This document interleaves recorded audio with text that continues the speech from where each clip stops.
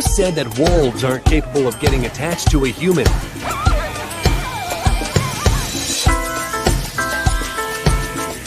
This couple visited a wolf pack that they released the year before. Turns out, wolves aren't the villains we imagined them to be.